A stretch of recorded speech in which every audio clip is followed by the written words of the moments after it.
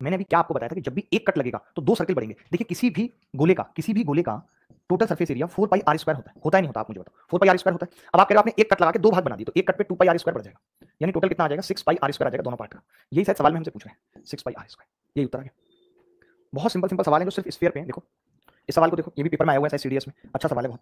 ये क्या कह रहा है, ये देखो, ये कह रहा है गुरु कि if A hemisphere is melted and 32 spheres of equal volume are made, then the radius of each sphere will be equal to। यदि ये गोलार्ध को पिघलाकर समान आयतन के 32 गोले बनाए जाते हैं तो प्रत्येक गोले की त्रिज्या किसके बराबर होगी? प्रत्येक गोले की त्रिज्या किसके बराबर होगी?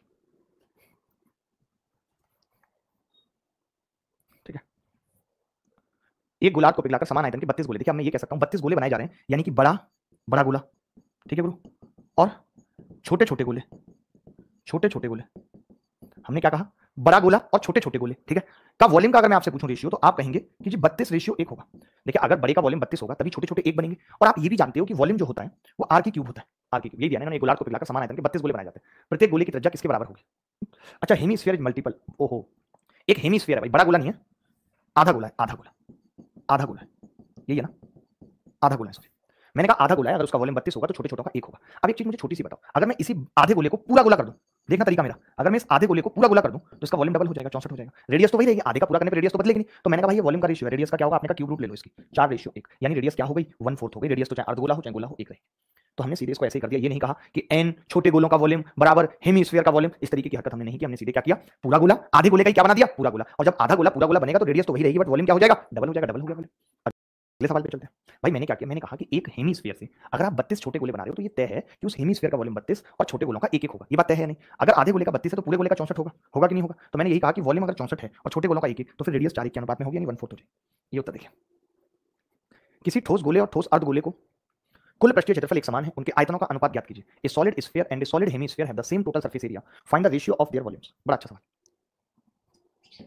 किसी ठोस गोले और ठोस अर्ध गोले का कुल पृष्ठीय क्षेत्रफल एक समान है, बड़ा तगड़ा सवाल है, तो थोड़ा दिमाग लगाना पड़ेगा क्योंकि टोटल पृष्ठ क्षेत्रफल बोल दिया। अब देखिए आप ही बताइए कि 4/3 यानी 4 पाई आर स्क्वायर, देखिए पूरे गोले का कितना होगा 4 पाई आर स्क्वायर होगा, और अर्ध गोले का कितना होगा, आप कहेंगे 3 पाई आर स्क्वायर होगा, यही होगा ना। पाई से पाई कट गया जी, मैं ये कह सकता हूँ कि r अपॉन r जो है वो आ जाएगी जी √3/2, यही आ जाएगा। कैपिटल R बटे R कितनी आ जाएगी, √3/2, √3/2 ये आ जाएगी। अब मैंने क्या कहा, उनके आयतनों का अनुपात बताओ गोले, तो आप कहेंगे जी स्फीयर का और हेमीस्फीयर के आयतनों का अनुपात क्या होगा, 4/3 पाई आर क्यूब बटे 2/3 पाई स्मॉल आर क्यूब। तो पाई से पाई कट गया, 3 से 3 कट गया, कितना आ गया 2, और ब्रैकेट में आ गया जी r अपॉन r की क्यूब, ये आ गया। r अपॉन r तो हम ऑलरेडी निकाल चुके हैं, तो रख देते हैं यहाँ पे r अपॉन r का मान, देखो 2 इंटू क्यूब करेंगे 3√3 बटे क्यूब करेंगे 8, 2 चौक 8, उत्तर कितना आ गया 3√3/4। मुश्किल सवाल था, देखिए मैं ये बिल्कुल भी नहीं कहूंगा कि आसान सवाल था, थोड़ा सा मुश्किल था आपके हिसाब से, बट इतना भी कोई मुश्किल नहीं था, जैसे हमने फॉर्मूले पढ़ी लिए। अगर यहाँ पे टोटल सरफेस एरिया ना देता, समझना मेरी बात को, कि अगर यहाँ पे टोटल सरफेस एरिया ना देता तो मुझे कोई बड़ी बात नहीं थी सवाल को करना, फिर मैं क्या करता ना, डायरेक्टली देख लेता, उसको डबल कर देता, जैसे भी रेशियो से कर रहा था ना वैसे कर देता, वैसे मैं रेशियो से यहाँ भी कर सकता हूँ, वैसे कर देता, वैसे मैं रेशियो से यहाँ भी कर सकता हूँ। आप समझना, मैं रेशियो से यहाँ भी कर सकता हूँ, बट उसमें मुसीबत आपके लिए ज्यादा है, मेरे लिए नहीं, आपके लिए ज्यादा है कि आप समझ नहीं पाएंगे। मैं यहाँ पे भी कर सकता हूँ कि भाई ये ऐसा है वैसा है, तुम हो जाएगा, मैं निकाल लूंगा, करके दिखाऊं, बोलो। चलो कोई बात नहीं, अभी ऐसे ही समझ लो, आगे सवाल आएगा तो बताऊंगा। अच्छा तो शंकु का सवाल आ गया, हाँ ये देखो सवाल, मैंने पहले भी आपको इस तरीके के सवालों को करने की हिंट दी है, बताओ क्या हिंट थी वो। 3 ठोस धातु के गोलों जिनका व्यास 6 सेंटीमीटर, 8 सेंटीमीटर और 10 सेंटीमीटर है को पिघलाकर एक नए ठोस गोले में बदला जाता है, तो नए गोले का व्यास क्या होगा, तो नए गोले का व्यास क्या होगा, ये आपको बताना है।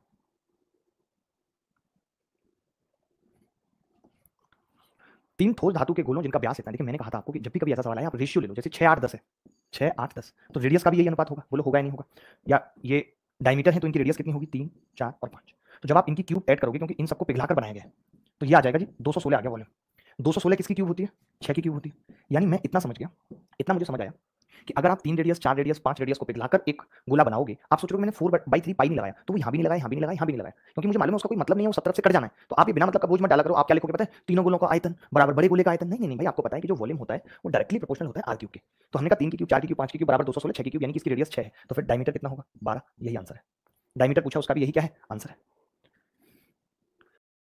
भाई एक बात बताइए, इस रेडियस का तो कोई मायने नहीं है, जब अनुपात पूछा है तो इस रेडियस का कोई मायने नहीं है। हम सीधे क्या करेंगे कि भाई आप हमें वॉल्यूम का रेशियो बताओ, वॉल्यूम का। तो आप कहेंगे जी एक तो बड़ा गोला है और बाकी क्या है छोटे गोले, एक बड़ा गोला है और छोटे गोले। तो बड़े गोले का वॉल्यूम कितना है 64 और छोटे गोले का वॉल्यूम कितना है 1, बड़े वाले का 64 और छोटे वाले का 1 वॉल्यूम है, ठीक है। अब ये वॉल्यूम का रेशियो है तो रेडियस का कितना होगा, आप कहेंगे रेडियस का इसका क्यूब रूट आ जाएगा, 4 1 आ जाएगा, रेडियस क्यूब होती है, क्यूब रूट होती है वॉल्यूम का, तो सरफेस एरिया का कितना आ जाएगा, आप कहेंगे स्क्वायर होती है। देखिए वॉल्यूम क्या होता है, प्रोपोर्शनल होता है आर क्यूब के, रेडियस क्या होती है क्यूब रूट ऑफ वॉल्यूम होती है, सरफेस एरिया क्या होता है रेडियस का स्क्वायर होता है। तो हमने इसका स्क्वायर कर दिया, 4 चौक 16 और 1, ये उत्तर है इस सवाल का। 16 रेशियो 1 ही क्या है आंसर ऑफ दिस क्वेश्चन। सवाल है, अगर आप थोड़ा भी दिमाग लगा पाए तो मैं समझता हूँ कि बहुत मजा आ जाएगा इस सवाल में। इसी सवाल को मैं रेशियो से करके बताऊंगा। अब यहाँ पे आर और कैपिटल आर और स्मॉल आर नहीं मानूंगा, सीधे रेशियो से करूंगा। बताइए क्या होगा। ए sphere and A hemisphere have the same volume, the ratio of their curve surface area etch. देखिए क्या क्या दिया हुआ है इन्होंने। इन्होंने दिया हुआ है हमें एक स्फीयर SPH और एक इन्होंने दिया हुआ है हमें हेमीस्फीयर, और दोनों का वॉल्यूम बराबर है, एक एक है वॉल्यूम दोनों का। यही है ना गुरु, एक एक वॉल्यूम दिया हुआ है इक्वल। मैंने कहा इस हेमी को हम फुल बना देते हैं, स्फीयर बना देते हैं स्फीयर, तो आप कहेंगे इसका वॉल्यूम 2 हो जाएगा। रेडियस पे तो कोई फर्क पड़ेगा नहीं, इसका वॉल्यूम कितना हो जाएगा 2।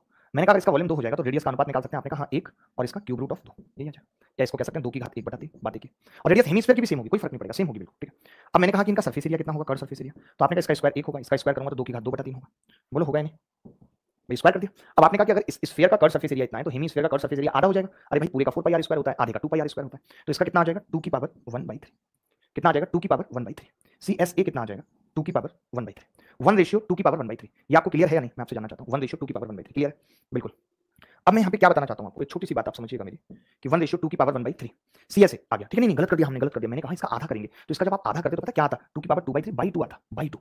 यानी कि ये पावर नीचे जाएगी और ये पता कितनी हो जाएगी 1/2 की पावर 1/3 आता, 1 तो आपको मालूम है कि जो उत्तर आया है हमारा वो आया है 1/2 की पावर 1/3। तो कितना आ जाएगा रेशियो में 2 की पावर 1/3 और रेशियो 1, 2 की पावर 1/3 रेशियो 1।